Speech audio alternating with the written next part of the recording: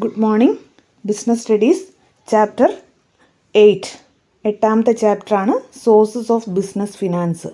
ബിസിനസ്സിൻ്റെ നമ്മൾ ഫിനാൻസ് കണ്ടെത്തുന്ന സ്രോതസ്സുകൾ, അതാണ് ബിസിനസ് ഫിനാൻസിൻ്റെ സ്രോതസ്സുകളാണ് നമ്മൾ എട്ടാമത്തെ ചാപ്റ്ററിൽ വരുന്നത്. ഇവിടെ നമുക്ക് what is the meaning of business finance, എന്താണ് ബിസിനസ് ഫിനാൻസ് എന്നുള്ളത് നോക്കാം. Business finance refers to the money and credit invested or employed in the business firm. നമ്മളൊരു ബിസിനസ് സ്ഥാപനത്തിൽ നിക്ഷേപിച്ചിരിക്കുന്ന ആ ഒരു തുകയ്ക്ക്, അതാണ് നമ്മൾ ബിസിനസ് ഫിനാൻസ് എന്ന് പറയുന്നത്. It is concern with the acquisition and utilisation of capital in meeting the financial and overall objectives of the business enterprises. ഒരു ബിസിനസ് സ്ഥാപനത്തിൻ്റെ പൂർണ്ണമായിട്ടും അതിൻ്റേതായിട്ടുള്ള ലക്ഷ്യങ്ങൾ കൈവരിക്കുന്നതിന് വേണ്ടിയും അതിൻ്റെ സാമ്പത്തിക ആവശ്യങ്ങൾ നിറവേറ്റുന്നതിന് വേണ്ടിയും നമ്മൾ കണ്ടെത്തുന്ന, അതേപോലെ തന്നെ ഉപയോഗിക്കുന്ന ആ ഒരു പണത്തിനാണ് നമ്മൾ ബിസിനസ് ഫിനാൻസ് എന്ന് പറയുന്നത്. Finance is very important to the business as it is the life blood of an organisation. അപ്പോൾ നമുക്കറിയാം, ഒരു ബിസിനസ് സ്ഥാപനത്തിന് ജീവരക്തം എന്ന് പറയുന്നത് എപ്പോഴും ഫിനാൻസ് ആണ്. Without advocate amount of finance an enterprises cannot function smoothly. അപ്പോൾ നമുക്ക് ആവശ്യത്തിനുള്ള പണം നമ്മുടെ കയ്യിലില്ലെങ്കിൽ ഒരു ബിസിനസ്സുകാരന് ആ ഒരു ബിസിനസ് സ്ഥാപനം ശരിയായ രീതിയിൽ എളുപ്പത്തിൽ മുന്നോട്ട് കൊണ്ടുപോകാൻ സാധിക്കില്ല. അപ്പോൾ നമ്മളൊരു ബിസിനസ് സ്ഥാപനത്തെക്കുറിച്ച് പറയുന്ന സമയത്ത് ഒരുപാട് മാർഗങ്ങളിലൂടെ നമുക്ക് ബിസിനസ്സിൻ്റെ ഫണ്ട് കണ്ടെത്താനാവും. അതാണ് ഇവിടെ കൊടുത്തിരിക്കുന്നത്. അപ്പോൾ ഇതൊക്കെ ഡീറ്റെയിൽ ആയിട്ട് നിങ്ങൾക്ക് ബിസിനസ് സ്റ്റഡീസിൽ വരുന്ന കാര്യങ്ങളാണ്. അപ്പോൾ ഇപ്പോഴത്തെ സാഹചര്യത്തിൽ ഇതിനെക്കുറിച്ചൊന്നും ഡീറ്റെയിൽ ആയിട്ട് നിങ്ങൾക്ക് പഠിക്കേണ്ട, വളരെ കുറച്ച് സോഴ്സ് മാത്രം നിങ്ങൾ പഠിച്ചാൽ മതി. അതിൽ ഫസ്റ്റ് വൺ ആണ് retained earnings or ploughing back of profit.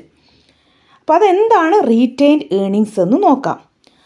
Usually a part of the profit is transferred to the reserves every year and it can be retained or invested in the business for its modernization, expansion, etc. അതായത് ഈ retained earnings എന്ന് പറഞ്ഞ സമയത്ത് നമ്മൾ കിട്ടിയിരിക്കുന്ന ലാഭത്തിൽ നിന്നും ഒരു തുക മാറ്റി വെക്കുക, എന്നിട്ട് എന്ത് ചെയ്യുക, അത് ബിസിനസ്സിൻ്റേതായിട്ടുള്ള ഭാവിയിലെ ആവശ്യങ്ങൾക്ക് വേണ്ടി നമ്മൾ ഉപയോഗിക്കുക. അതാണ് റീറ്റെയിൻഡ് ഏർണിങ്സ് എന്ന് പറഞ്ഞാൽ. Usually a part of the profit is transferred to the reserve every year and it can be retained or reinvested in the business for its modernization, expansion, etc. അതായത് ബിസിനസ്സിൻ്റെ തന്നെ ലാഭം ഭാവിയിലെ ബിസിനസ്സിൻ്റെ ആവശ്യങ്ങൾക്ക് വേണ്ടി നമ്മൾ റിസർവായിട്ട് മാറ്റി വെച്ചിട്ട് എന്ത് ചെയ്യുക, ബിസിനസ്സിൽ തന്നെ നിക്ഷേപിക്കുക. ആ ഒരു തുകയ്ക്ക് നമ്മൾ പറയുന്ന പേരാണ് പ്ലവിങ് ബാക്ക് ഓഫ് പ്രോഫിറ്റ് അല്ലെങ്കിൽ റീറ്റെയിൻഡ് ഏർണിങ്സ് എന്ന് പറഞ്ഞു കഴിഞ്ഞാൽ. Reinvestment of undistributed profit is the very good sources of business finance. അപ്പോൾ ഒരു ബിസിനസ് സ്ഥാപനത്തെ സംബന്ധിച്ചിടത്തോളം വളരെ എളുപ്പത്തിലും അതേപോലെ തന്നെ ആരോടും ചോദിക്കാതെ ബിസിനസ്മാൻ മാത്രം തീരുമാനം എടുത്തുകൊണ്ട് ബിസിനസ്സിൻ്റെ ആവശ്യങ്ങൾക്ക് വേണ്ടി വീണ്ടും ഇൻവെസ്റ്റ് ചെയ്യാവുന്ന ഒരു തുകയാണ് ഈ റീറ്റെയിൻഡ് ഏർണിങ്സ് എന്ന് പറയുന്നത്. വളരെ സിമ്പിളായിട്ട് പറഞ്ഞു കഴിഞ്ഞാൽ ലാഭം, ഇപ്പോൾ നമുക്കറിയാം ബിസിനസ് സ്ഥാപനത്തിന് ലാഭം കിട്ടിയിട്ടുണ്ടെങ്കിൽ അതെന്ത് ചെയ്യണം, ബിസിനസ്സിൽ ഇൻവെസ്റ്റ് ചെയ്തവർക്ക് നമ്മൾ ഡിവൈഡ് ചെയ്ത് കൊടുക്കണം.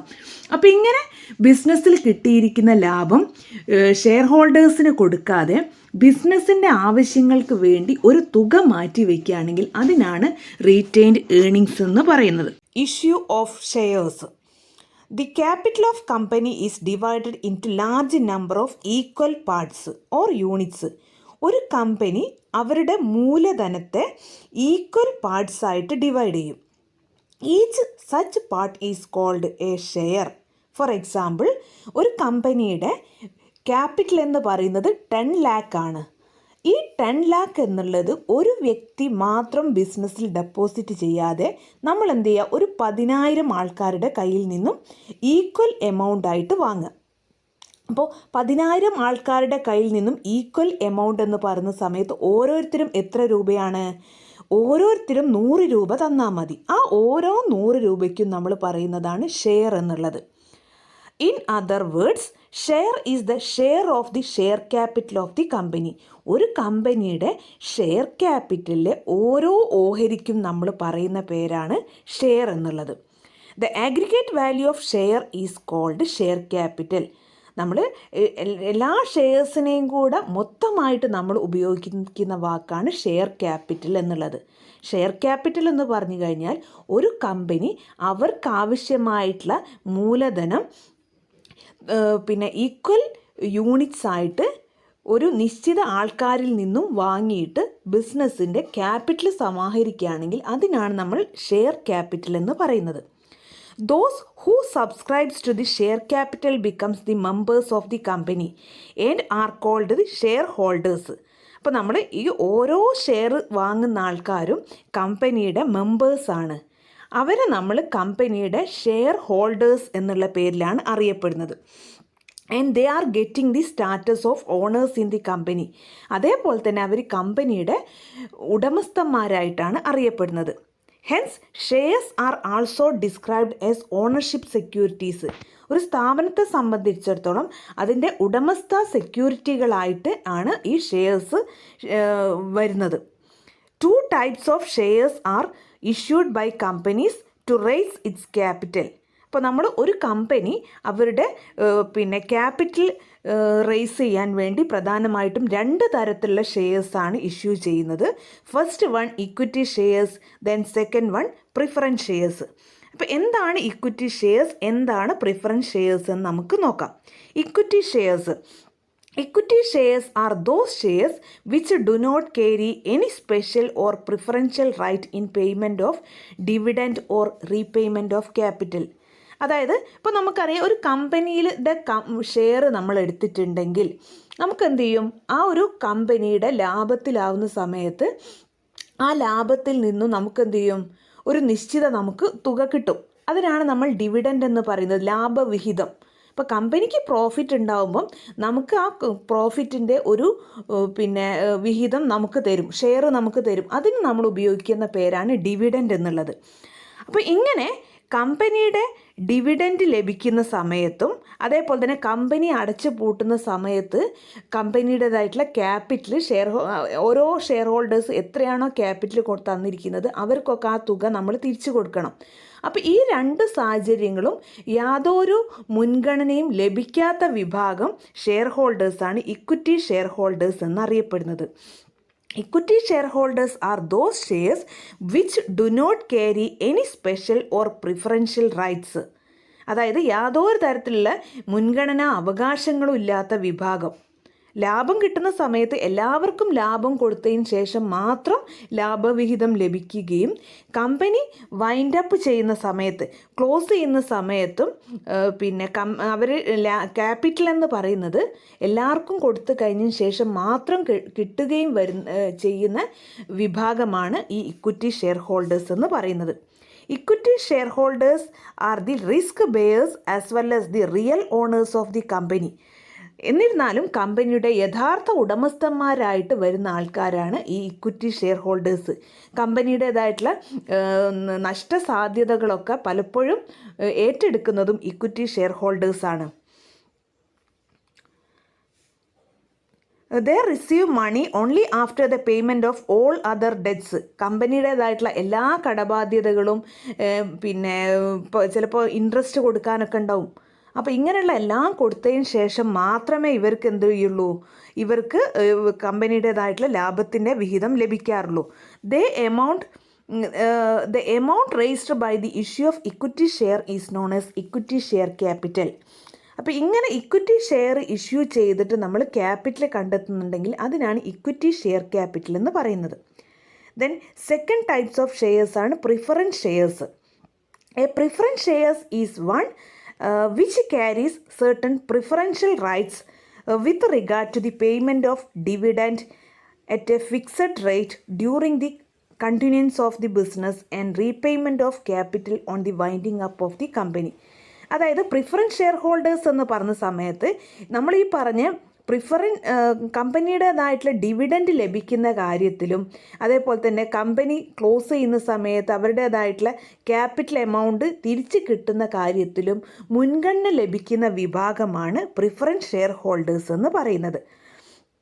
The capital raised by issue of preference shares is called preference share capital.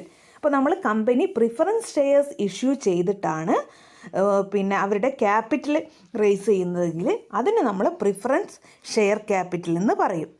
അപ്പോൾ നമ്മൾ മനസ്സിലാക്കേണ്ട ഒരു കാര്യം, യാതൊരു പ്രിഫറൻസോ മുൻഗണനയോ ലഭിക്കാത്ത വിഭാഗമാണ് ഇക്വിറ്റി ഷെയർ ഹോൾഡേഴ്സ്. നേരെ മറിച്ച് എല്ലാ മുൻഗണനയും ലഭിക്കുന്ന വിഭാഗമാണ് പ്രിഫറൻസ് ഷെയർ ഹോൾഡേഴ്സ്.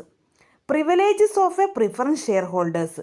എന്തൊക്കെയാണ് പ്രിഫറൻസ് ഷെയർ ഹോൾഡേഴ്സിന് ലഭിക്കുന്ന പ്രിവിലേജസ് എന്ന് നോക്കാം.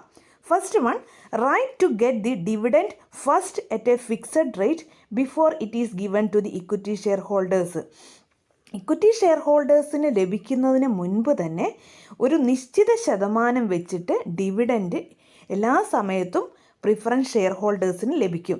Then right to get the repayment of capital on winding up before it is paid to the equity share holders. Equity share ഹോൾഡേഴ്സിന് കൊടുക്കുന്നതിന് മുൻപായിട്ട് ഇവരുടെ ക്യാപിറ്റൽ എമൗണ്ട് കമ്പനി എന്ത് ചെയ്യും, പ്രിഫറൻസ് ഷെയർ ഹോൾഡേഴ്സിന് കൊടുക്കും. അപ്പോൾ നമ്മൾ മനസ്സിലാക്കേണ്ട ഒരു കാര്യം, അപ്പോൾ ഇത് നോക്കുന്ന സമയത്ത് നമ്മൾ വിചാരിക്കും അങ്ങനെയാണെങ്കിൽ ഇക്വിറ്റി ഷെയർ ഹോൾഡേഴ്സിനേക്കാൾ നല്ല പ്രിഫറൻസ് ഷെയർസ് അല്ലേ? പക്ഷേ ഇതൊക്കെ പറയുമ്പോഴും ഇക്വിറ്റി ഷെയർസിന് മാത്രമുള്ള ചില റൈറ്റ്സ് ഉണ്ട്. അതായത് കമ്പനിയുടെ യഥാർത്ഥ ഉടമസ്ഥന്മാരായിട്ട് അറിയപ്പെടുന്ന ആൾക്കാർ ഇക്വിറ്റി ഷെയർ ഹോൾഡേഴ്സാണ്. ഇഷ്യൂ ഓഫ് ഡിബഞ്ചേഴ്സ്, കടപ്പത്രങ്ങൾ ഇറക്കുക. In simple meaning, debenture is a written document of ഡെപ്റ്റ്. അപ്പോൾ നമ്മൾ കടം വാങ്ങുന്നതിന് വേണ്ടി എഴുതി തയ്യാറാക്കുന്ന ഒരു രേഖയാണ് ഈ ഡിബഞ്ചർ എന്ന് പറയുന്നത്. In other words, it is a written acknowledgement of ഡെപ്റ്റ് by a company which contains the provisions regarding payment of interest and repayment of principal amount. അപ്പോൾ നമ്മൾ പറഞ്ഞു ഈ ഒരു ഡിബഞ്ചേഴ്സ് എന്ന് പറയുന്നത് റിട്ടൺ ഡോക്യുമെൻ്റ് ആണ്. അപ്പോൾ എഴുതി തയ്യാറാക്കുന്ന ഒരു രേഖയാണ്.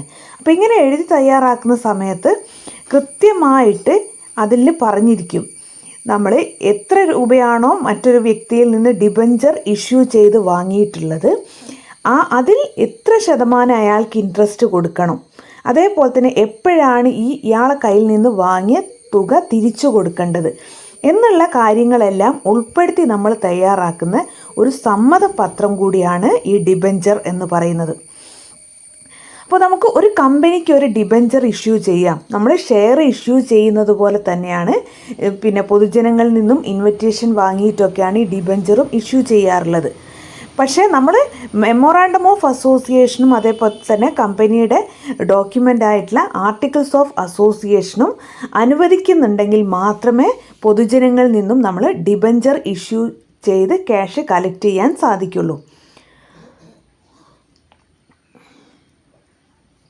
A person who hold the debenture is called debenture holders and he has the status of creditors of the company. അതായത് ഏത് വ്യക്തിയാണോ ഈ ഡിബഞ്ചർ വാങ്ങിയിട്ടുള്ളത് അവർ കമ്പനിയുടെ ഡിബഞ്ചർ ഹോൾഡേഴ്സ് എന്നുള്ള പേരിലാണ് അറിയപ്പെടുന്നത്. അതേപോലെ തന്നെ ഇവരുടെ കയ്യിൽ നിന്നും പണം വാങ്ങുന്ന സമയത്ത് ഇവർ കമ്പനിക്ക് വേണ്ടി പണം നൽകിയിരിക്കുന്ന കടക്കാരായിട്ടാണ് എപ്പോഴും ഈ ഡിബഞ്ചർ ഹോൾഡേഴ്സ് അറിയപ്പെടുന്നത്. അപ്പോൾ ഇങ്ങനെ ഡിബഞ്ചർ ഇഷ്യൂ ചെയ്ത് ഒരു ബിസിനസ് സ്ഥാപനം അവരുടെ മൂലധനം സ്വരൂപിക്കുകയാണെങ്കിൽ അതിന് നമ്മൾ ലോൺ ക്യാപിറ്റൽ എന്നാണ് പറയപ്പെടുന്നത്. വായ്പാ മൂലധനം എന്നുള്ള ആ ഒരു പട്ടികയിലാണ് ഈ ഡിബഞ്ചർ ഇഷ്യൂ ചെയ്തിട്ടുള്ള ആ ഒരു ക്യാപിറ്റൽ വരുന്നത്.